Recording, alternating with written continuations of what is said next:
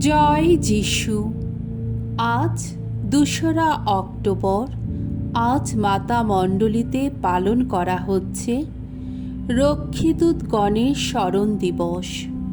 প্রথম পাঠ যাত্রা পুস্তক হতে বাণী পাঠ, ২৩ অধ্যায় ২০ থেকে ২৩তম পদ। আমি আমার এক দেবদূতকে পাঠাচ্ছি, সে তোমায় পথ দেখাবে, তোমায় নিরাপদে রাখবে। মরুভূমিতে ভগবান ইসরায়েল জাতির মানুষের উদ্দেশ্যে এই কথা জানালেন, আমি এখন আমার এক দূতকে পাঠাচ্ছি, সে তোমার আগে আগে চলবে, তোমার যাত্রা পথে সে তোমায় নিরাপদে রাখবে।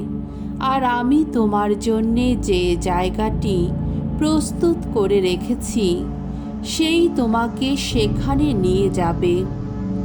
তার কথায় কান দিও তুমি, তাকে মান্য করো, তার বিরুদ্ধে যেও না কখনো, তাহলে সে কিন্তু তোমার ওই অবাধ্যতা ক্ষমা করবে না, কেননা তার মধ্যে জাগ্রত আছে আমার আপন নামের শক্তি।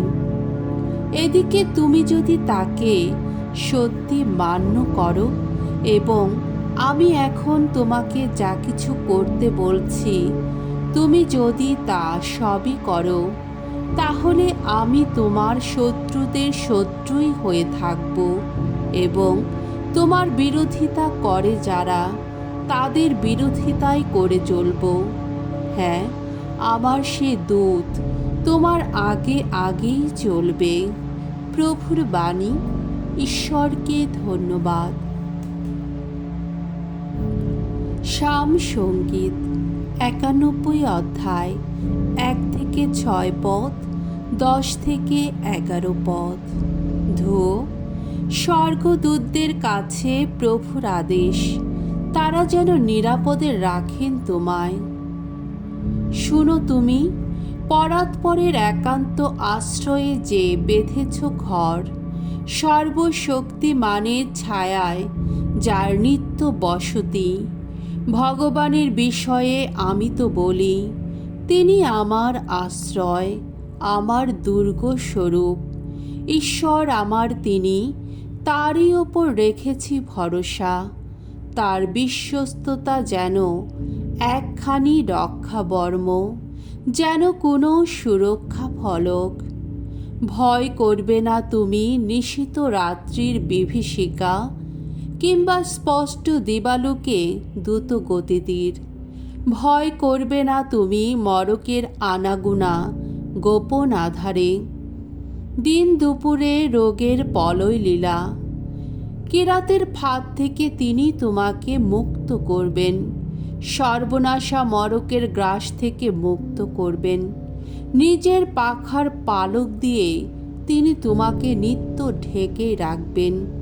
তার ওই ডানার আশ্রয়ে সর্বদাই থাকতে পাবে তুমি। তোমার কোনো ক্ষতি ঘটবে না কখনো, তোমার দুয়ার প্রান্তে আসবে না কোনো দুর্বিপাক। তিনি তো তার দিব্য দূতদের নির্দেশ দেবেন, যখন যেখানে যাবে তুমি, তারা যেন তোমাকে আগলেই রাখেন। বাণী বন্দনা। জয় জয় প্রভুর জয়। ভগবানের দূত, তার স্তুতিগান করো তোমরা সবাই। তোমরা সবাই তার সেবাকর্মী যারা, তার ইচ্ছা পূর্ণ করো যারা। জয় জয় প্রভুর জয়।